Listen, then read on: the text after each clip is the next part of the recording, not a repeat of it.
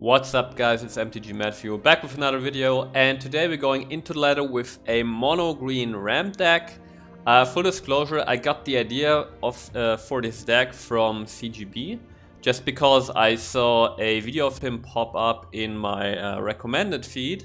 However, I did not take a look at the video itself, but I just figured that the idea of a mono green ramp deck in Brothers War Standard seemed pretty cool.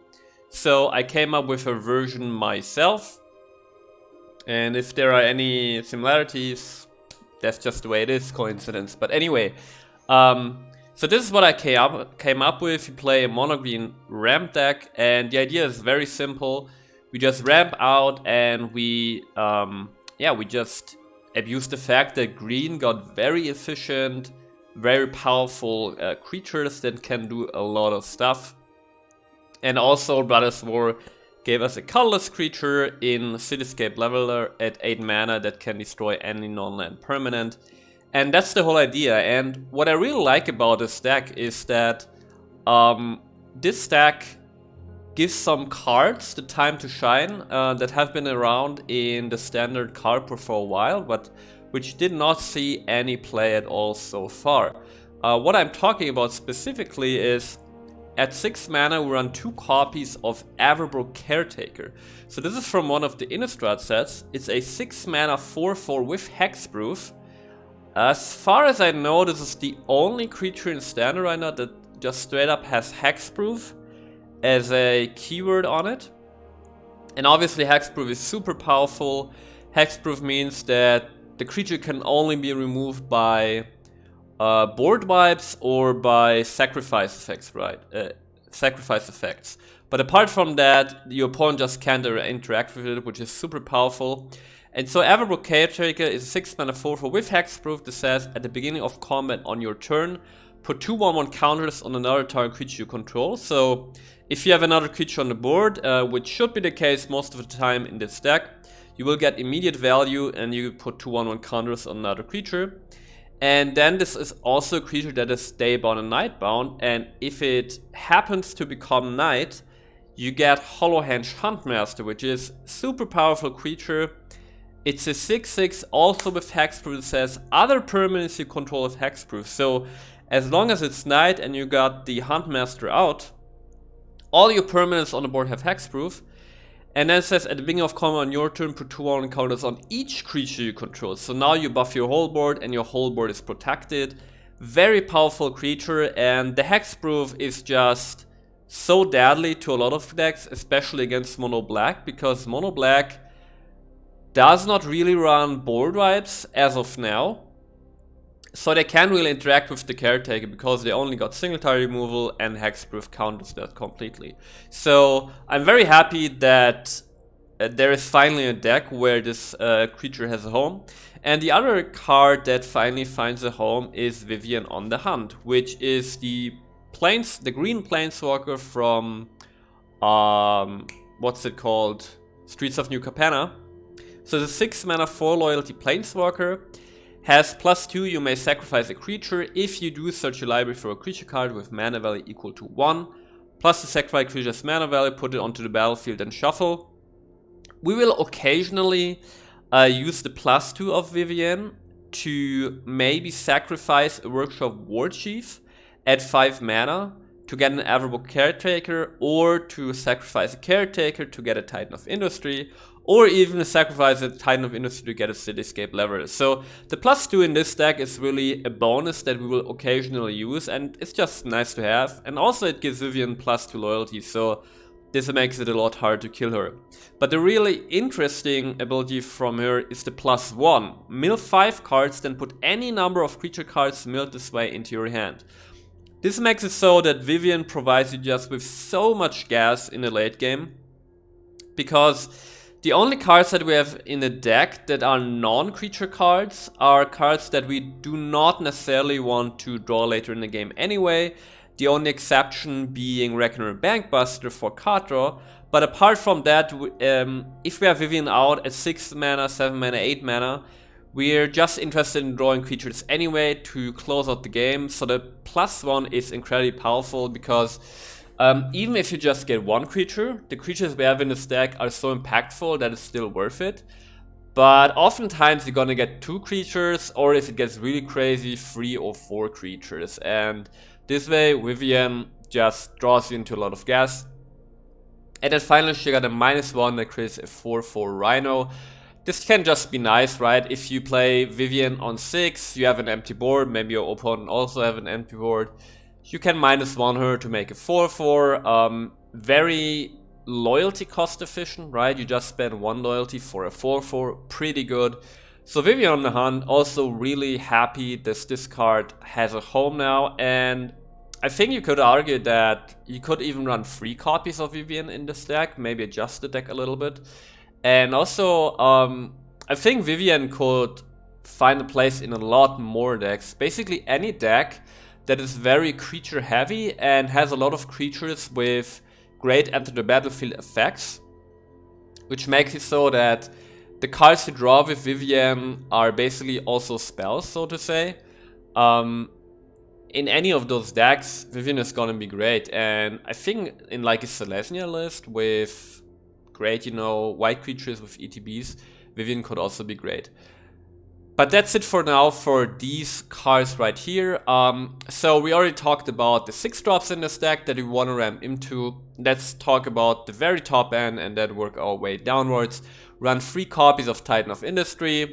Doesn't need any introduction, just a great creature, right? Puts on a lot of pressure. Removes artifacts and enchantments, can stabilize you with that gain fine life and build you a whole board by itself. Also pretty relevant, it's got reach to be able to deal with opposing flyers. And then we run 2 copies of Cityscape Lever at 8 mana. Obviously, you know, it can remove anything, and it's also just a great attacker at an 8/8 trampler, and then when it dies you can unearth it for 8 and it comes back once more. So this is our very top end, the Caretaker, Vivian on the Hunt, Titan of Industry and Cityscape Leveler. Then at the 5-drop slot, which is more or less our bread and butter, right, what we're gonna cast very often, we run 3 copies of Workshop Warchief. Very great against aggro deck that gain free life, can stabilize you, and then also if you trade in some blocks you're still left with a 4/4. And because of the enter the battlefield effect and the dice effect, it's really the best target for Vivian's +2 to sacrifice it to get an Aggro Caretaker, right? Because this means that even if you only have the Workshop Warchief out and you play a Vivian, you can sacrifice the Warchief, you immediately get a Warrior that you can put the counters on from the Caretaker. And also we run 3 copies of Silverback Elder. There's another card that I'm really happy to use because I haven't used this card until now. And you know, in a deck like this, it's so versatile and really gives you a lot of value. It's a 5 mana 5/7. First of all, very high toughness, very tough to deal with for aggro decks, especially red aggro decks, because the red aggro decks don't really have exile effects like a Brutal Kafar, so they have to kill this with damage, and 7 toughness is really hard to get through. And then if the Elder stays on board, whenever you cast a creature with a spell, you choose 1. You can destroy an artifact or enchantment. Very relevant in this manner, right? There are a lot of artifacts, a lot of relevant enchantments running around. You can also look at the top 5 cards of your library and get a land onto the battlefield. If you got nothing better to do when you cast a creature, it's also nice. You just get more mana to work with in the future. And also very relevant, which is the third mode, you can gain 4 life. Really nice for stabilizing against aggro decks. All in all, Silverback Elder, really a nice toolboxy creature. And then we don't have any 4 drops because, as I said, we want to ram in this deck. So really the low end of this deck is concerned about making sure that we actually ramp and that we don't run out of gas. So we start by having 4 copies of Bushwhack, which is a new card from the Brothers War, 1 mana sorcery. You can either get a basic land from your deck or have target creature fight another target creature you don't control. So this spell is amazing. In the early game, make sure you hit your land drops. In the late game, this basically acts as a mono removal spell because we run all these big creatures. So most of the time, our creatures will be big enough to deal with opposing creatures. The getting a land card early is pretty relevant because we also run 4 copies of Azusa's Many Journeys, which is our ramp option on turn 2 because it allows us to play an additional land on turn 2. And then also, this just gives you more and more value over time. On the second chapter we gain free life, and on the third chapter we gain get a free, right? Really good value. And turn 2 we also run 3 copies of Reckoner Bankbuster. This gives us some card draw in the deck and synergizes really well with our potential turn 3 play of 4 Topiary Stompers. Because first of all, Topiary Stomper also gives us a land onto the battlefield, so ramps us. But also the Stomper, while it can't attack or block unless you have 7 lands on the board, it has 4 attack, which means that if you play the Bankbuster on 2 and you play a Stomper on 4, you can use the Stomper to crew the Bankbuster if you either want to attack with the Bankbuster or block with it. And then finally, the final card in deck, we run 3 copies of Weatherseed Treaty. This is our other ramp option at 3 mana. I think it's very debatable whether Stomper or Treaty is currently the best ramp spell in Standard. The disadvantage Stomper has is that it doesn't really do anything on turn 3, right? Because you can't attack or block. Whereas the Treaty is worse later in the game. However, on turn 3 you also get a land, but then on turn 2 you get a 1/1 that you can actually block with. And pretty relevant, the third chapter, while it has the domain keyword, which means that in this deck it will only give a creature +1/+1, it also gives us creature trample until the end of turn, which can be very relevant. So at the end of the day, I sided with having 4 Stompers over 4 treaties, right? We only run 3 treaties. But all in all, we got 7 free drops to ramp us, to have consistency, and all in all, this is working really well. If we take a look at land base, we run 2 copies of Argo's Sanctum of Nature to just be able to make some bears if needed. Occasionally we could even mill a Cityscape level into the graveyard if we're lucky. We run a single copy of Boseiju Who Endures, a single copy of Blast Zone, as some versatile removal of non-land permanents, 2 copies of Hall of Taxin. If we don't have anything better to do with our mana, we can use it to make Power Stones that can ramp us into the Cityscape leveler and also pay for Bankbusters and the activation cost of Bankbusters. We run a single copy of Mishra's Foundry as a creature land, and finally a single copy of Tokaz's Digside that allows us to surveil if we're, you know, in top deck mode and just looking for some gas. And that's the deck. Had a lot of fun playing it. Mono Green, I think, is a pretty cool archetype, and usually I don't like Mono Green as much because oftentimes just, you know, aggro decks. But whenever it's something else than aggro, I think it's really cool. So hope you guys enjoyed the video, and I see you guys soon.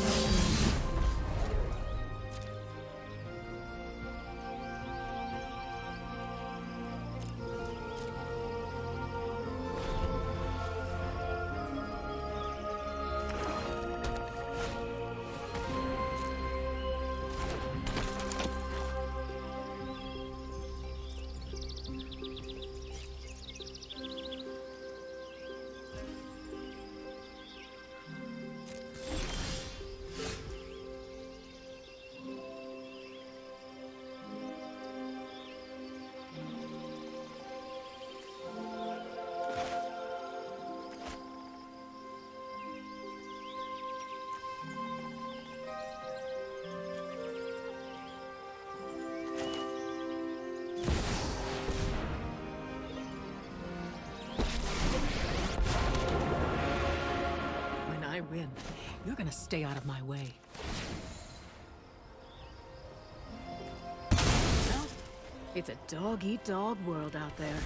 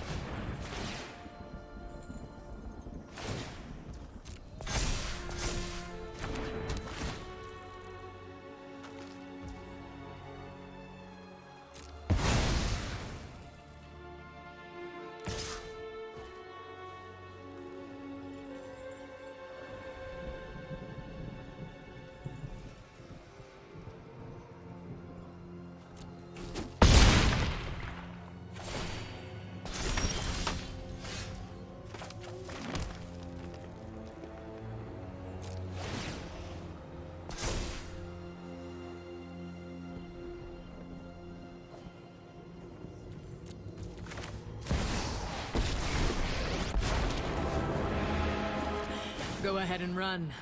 I can keep up. Watch evolution work its magic.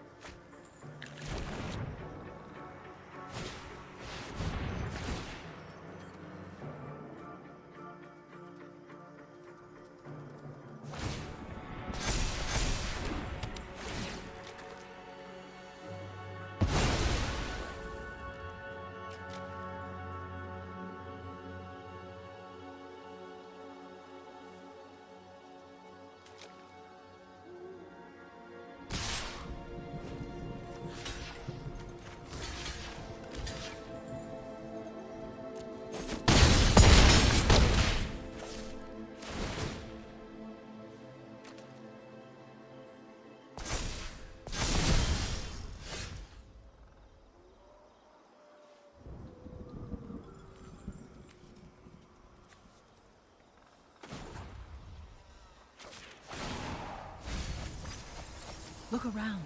Life's everywhere.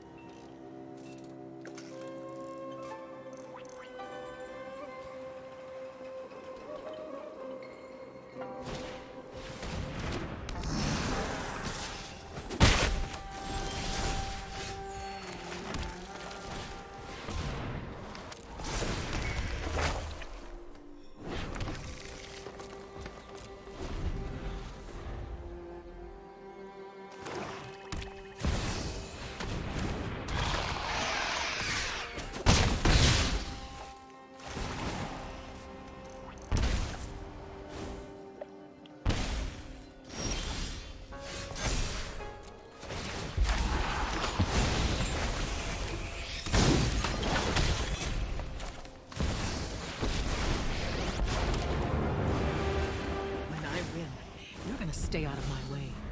Stand in our way. I dare you.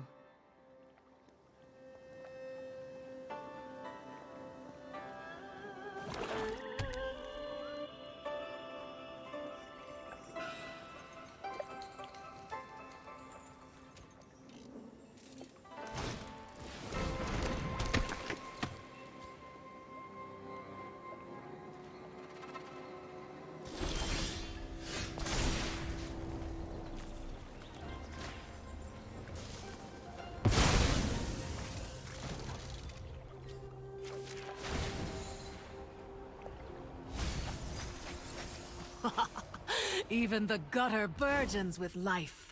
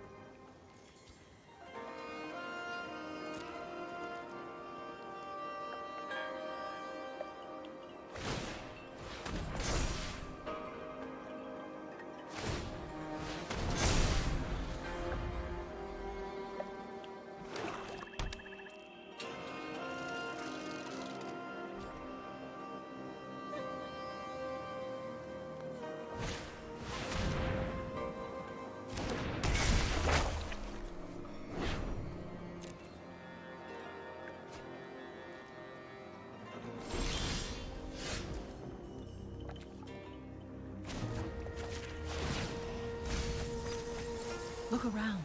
Life's everywhere.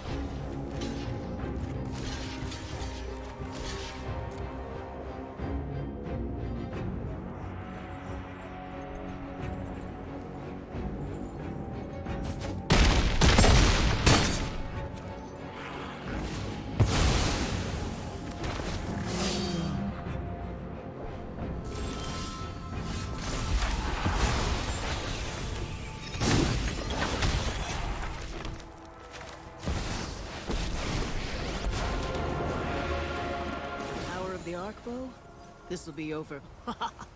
Even the gutter burgeons with life.